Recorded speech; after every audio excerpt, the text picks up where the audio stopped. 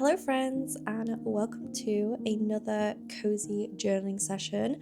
I've got lots of memory keeping to catch up on, so I figured I would take you through how I do that, and I thought I'd also show you some tips and tricks as to how I memory keep in my journal using photographs and lots of other fun things. So let me know what you're doing whilst watching, if you're journaling along with me, and if you're just cozying up somewhere. I will always love to know. So I hope you learned some new things in this video, or if you don't, you just enjoy a cozy journaling session today. And yeah, let's just get started because I have lots of journaling to catch up on. So first up, we are going to be printing out some pictures for my journal spread. Now I use this Kodak printer. I also have a photo printer, but of course you do not need any sort of photo printer to actually obviously journal and memory keep. So I will explain more about that later on and some other ways that I print out my pictures. But first of all, I'm just printing out this picture because I've been really loving this printer lately. It's really easy to use and it just prints straight from my phone, which is obviously very handy and just takes not very much time at all. The first spread is going to be obviously memory keeping, and it's going to be all about a run that I did with some friends from work, and it was kind of like my first time running with other people, as usually I run by myself. And it was actually a really fun experience, so of course I wanted to journal about it, and I tend to journal about pretty much anything in my journal, and I think that is kind of the beauty of memory keeping. So I'm going with a bit of a green theme here, and I have this really cute paper from Silstrine Green, and then I just kind of collected a bunch of different stickers that I wanted to use in the spread.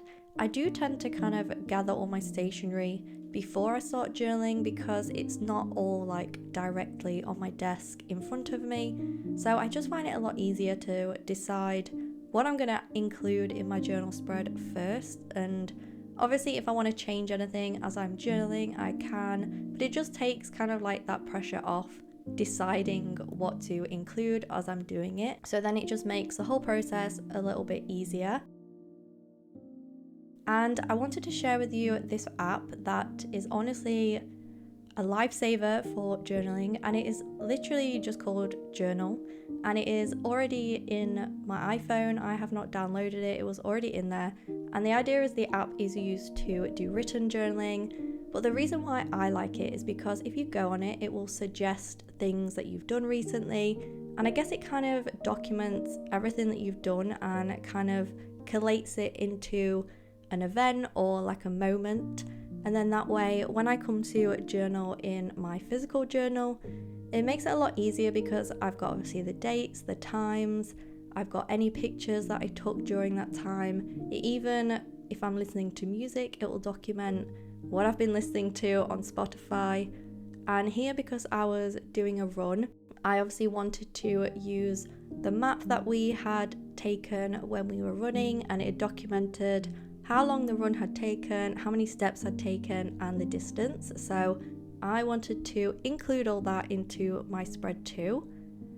But I just find it's just so helpful because it kind of like tracks me, I guess, without me knowing. And I guess some people might not like that idea, but for me, because it's just a good way to kind of go back, and if I've forgotten anything that I need to journal, I can go back and it will always be in this app. I don't like actually save anything in the app, like I don't create any journal spreads. All the things that you just saw were all suggestions that it had already documented itself. So if you wanted to, I guess, take it a step further, you could then actually create the written journal post in your journal and then that way transfer it into your physical journal. But yeah, I would definitely recommend checking it out. It might already be on your phone and you don't even realize, or you should definitely check the App Store. It's a free app. As I said, it was already installed into my phone when I got it, which was like 2 years ago now. So it's not a new app. I've had it a long time, but I've just found it so handy for getting little bits of information that I maybe might have forgotten if I was just taking pictures. And it also helps because obviously it has the names and places that you've visited. So maybe if you went somewhere and you couldn't really remember what it was called or where it was, then it's just a really good way to go back and check. So if anyone has used this app or does use it for maybe written journaling, I'd love to know, and maybe you could share how you use it, and maybe you've got some different ways to me. So yeah, as I said, I just kind of drew the map and kind of documented it that way, which was a nice little addition to just doing written journaling. So there are definitely lots of different ways that you can add some extra things into your journal just to kind of enhance the whole memory keeping situation.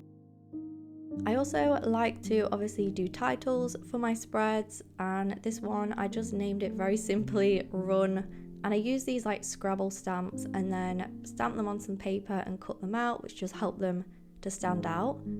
And another tip for memory keeping as well is if you have a notebook, or if you are a planner girly like me, so I have my Hobonichi.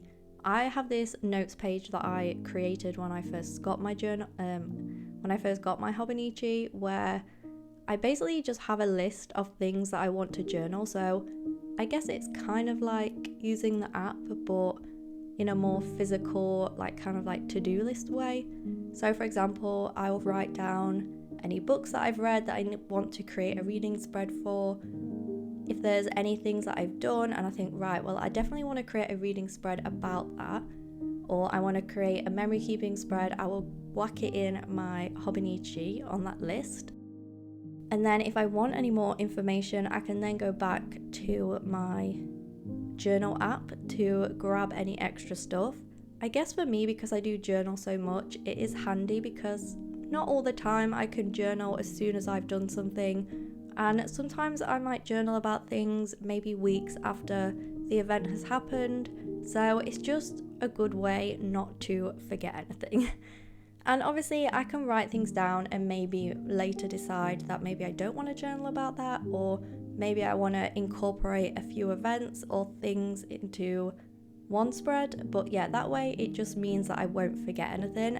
And that is kind of like the purpose of it, because I have a terrible memory. So if I do not write it down in that list, then it's very possible that it will never end up in my journal, because another journal spread will pop into my head and then it will disappear into God knows where. So yeah, that's another tip. And obviously you can just use a notebook or whatever kind of thing you document in other than your journal. Or even if you really wanted to, if you've got like a really big chunky journal, you could maybe add it on the back page and then just keep writing little bullet points of things you want to add in the future. Or maybe you have a great memory, so you don't need to do any of that. But yeah, that's just another way that I kind of ensure I never miss anything in my journal. So after I'd stuck in my picture, I just kind of decorated around the edges, and I do tend to try and match the kind of like theme of the spread with the event that's happened. That is kind of like just a preference for me. You definitely don't have to do that, but for me that is something that I really enjoy doing, because in a way it's kind of a challenge, a bit of a creative challenge, and secondly it's just better when I look back at the spread, because that just kind of like also emphasizes the memory and it kind of like brings it all back to me. So it just makes sense for me to make it match. So that is spread one all finished, and this one turned out so cute. I'm really happy with it, and now obviously I will have this to look back on.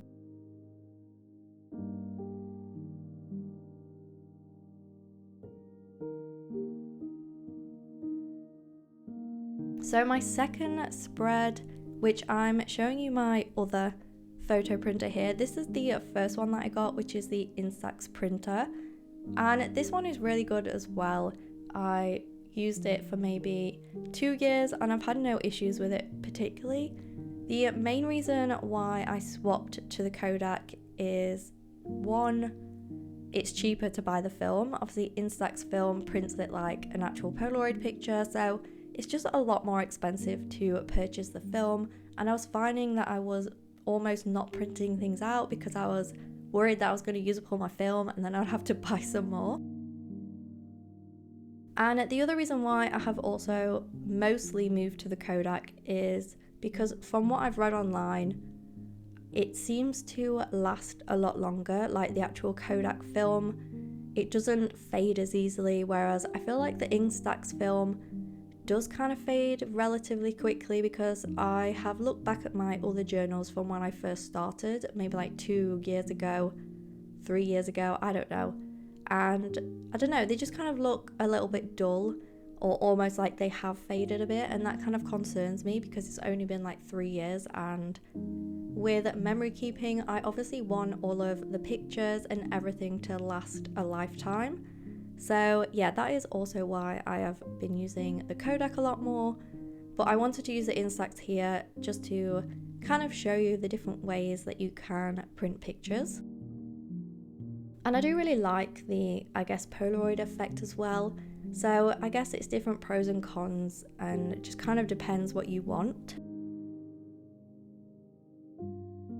So as I mentioned earlier, you don't obviously have to have a photo printer to add photos into your journal. There are lots of great websites that you can use to physically print off pictures, and I have thought about doing that before, and they're actually really cheap. Like, I don't feel like they cost a lot of money, but the issue is that you kind of have to do them in bulk. I guess it doesn't make sense to keep like paying for 1 or 2 pictures to be sent back to you, and I feel like I journal too often to kind of wait a long time to get like a big stack of photos. So for me, that isn't really an option. But if you are somebody that maybe saves up all your things and then you'll kind of like have one big journal session, then that could definitely work for you. So Snapfish is really good. That's one I've used before. They're really cheap. And there's definitely some other ones too. I can't remember them off the top of my head, but if anyone has any others that they use that are really good value for money, or things that you've been really happy with, then add those in the comments as well so other people can use them. And you can obviously just print pictures on a printer too, which works just as well. And if you kind of like want the Polaroid effect, you can go on Canva, and they have so many different like Polaroid frames where you just place the picture in and it will kind of like size it to the size of a Polaroid. So I have definitely done that before I got my Instax printer, and it meant that I could also change the colour of the Polaroid frame. So I would kind of like make it match the spread. So that was a really good way, and sometimes I would just print it on regular paper, sometimes I would print it on sticker paper just so that it was a little easier to use. And you can also stick it on like photo paper too if you wanted to obviously make it maybe last a little bit longer. So there are a ton of different options of ways you can add pictures into your journal, so please don't feel like you need to buy an expensive printer to do that, because you definitely do not. It is all just preference and what you kind of have available. Because I feel like memory keeping journaling should definitely be something that is accessible to everybody, and you can use anything. So obviously, if you're more of a junk journaling kind of girly, then you could definitely just use scraps of things that you found. Sadly, for all of these spreads, I didn't have like any found ephemera from any of these events. So this spread here is all about just like a barbecue at my mum's house, so I didn't have any receipts or anything like that to add in. But obviously, if you go visit places, then you can be collecting lots of things on your travels. And another good thing I've noticed as well is if you go somewhere new, especially here in the UK, then they'll kind of always have like a charity shop nearby, and they always sell local maps, like vintage maps, for really cheap, like £1 or something. So if I go visit somewhere new, I'll jump in and see if they have any, and then that way I can use that as the ephemera or maybe the paper in my journal spread. So you just kind of have to like get savvy with it. And even sometimes I'll print things off online from like maybe that area if I want to make it more of like a travel spread.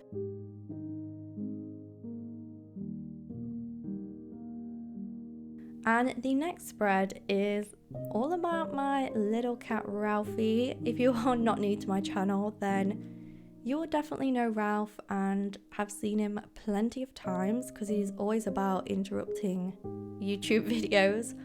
And the reason why I wanted to show you this spread is just kind of to emphasize the fact that memory keeping doesn't have to be a big event, it doesn't have to be traveling.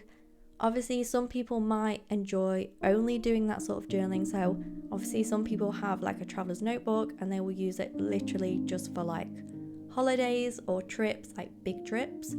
And if that's what you want to do, then that's fine. But I just want people to be aware that it's also very common for memory keeping to take place in very mundane or everyday things, or it doesn't even have to be anything in particular. It could just be an everyday day at home and you decided that you want to journal about it, talk about how you're feeling, maybe what was the weather like, did you speak to anybody, what did you do.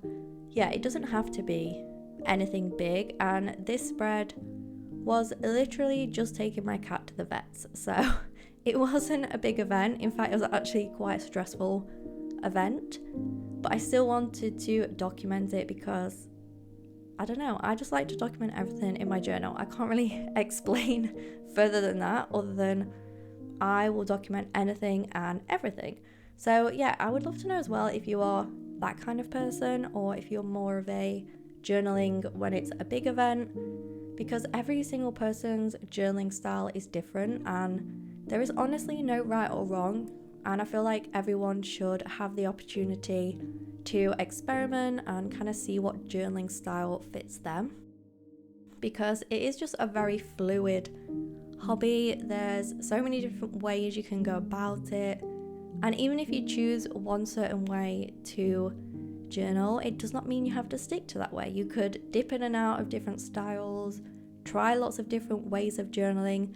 And I think for me, the reason why journaling works so well is because I just have my one journal for everything. I don't have lots of journals. I don't have a reading journal and then a travel journal and then a bullet journal.